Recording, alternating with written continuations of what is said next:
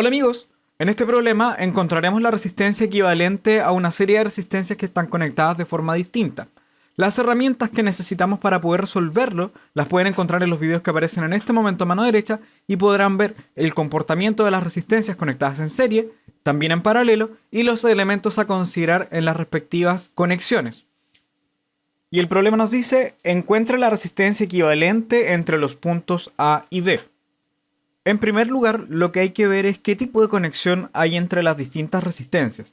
Por ejemplo, aquí tenemos esta resistencia de 10 ohm que está conectada a estas dos resistencias que están por acá.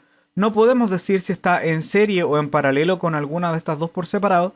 Sin embargo, podríamos decir que estas dos sí están conectadas de una forma distinta. Aquí podemos ver que tienen un nodo en común, digamos un nodo de entrada, y aquí también tenemos un nodo de salida.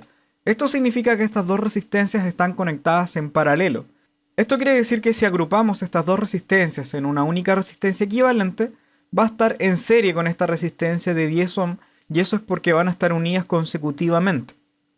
Entonces comencemos por esta última resistencia, que sería la resistencia equivalente a las que están en paralelo. Como habíamos dicho, estas dos resistencias las podemos agrupar en una única resistencia, que vamos a llamar R1. Y entonces esa resistencia R1 va a ser la resistencia equivalente a estas dos. ¿Cómo calculamos esa resistencia equivalente? Aquí nos acordamos de que una conexión en paralelo no podemos sumar las resistencias de la forma estándar, sino que tenemos que recurrir a esta relación, que la resistencia equivalente, que en este caso sería la resistencia equivalente de esta de 25 y 40, la podemos calcular con el inverso, y esto es que el inverso de la resistencia equivalente es la suma de los inversos de las distintas resistencias. En este caso sería el inverso de esta resistencia de 25 ohm más el inverso de esta resistencia de 40 ohm. Si ustedes hacen esto en la calculadora, les va a quedar algo así: 1 entre 25 más 1 entre 40, que da algo así como 0,065. La unidad de medida, si se dan cuenta, ohm está dividiendo, así que esto sería ohm a la menos 1. Esto que no se nos olvide, porque en realidad esto es el inverso de la resistencia equivalente. Esto, si lo ponemos en términos de fracciones, ustedes lo pueden escribir así. Esto puede ser útil pensando en que después van a querer hacer cálculos exactos para querer comprobar. Y entonces, bueno, ¿cómo sería la resistencia equivalente? Lo que hay que hacer es tomar este valor, esto sería 1 entre R1, nos dio ese 0,65, bueno, si ustedes quieren lo dejamos así, y sería 0,065 ohm a la menos 1, y entonces vamos a invertir toda esta expresión, o sea, todo lo que tenemos acá lo vamos a elevar a menos 1. Y entonces aquí nos vamos a encontrar con que la resistencia equivalente a estas dos sería 0,065 ohm a la menos 1. Todo esto elevado a menos 1. Y entonces nos daría 0,065 elevado a menos 1. Y nos da algo así como 15,38 ohm. O bien, si queremos el resultado exacto, esto sería este 200 entre 3, ya por si quieren hacer ese resultado exacto. Entonces lo que acabamos de hacer es tomar estas dos resistencias y llevarla a una resistencia equivalente.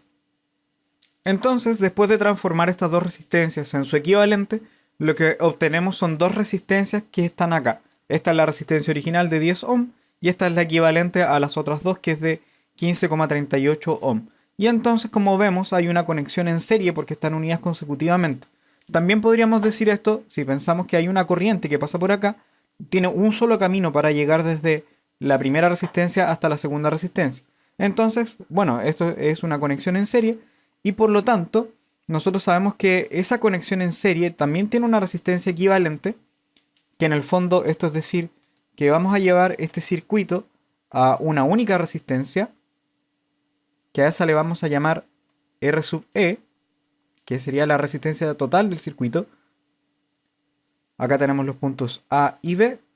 ¿Y cómo calculamos esa resistencia? Bueno, es una conexión en serie y en este caso la suma de las resistencias es una suma estándar. O sea, tendríamos esos 10 ohm más los 15,38 ohm.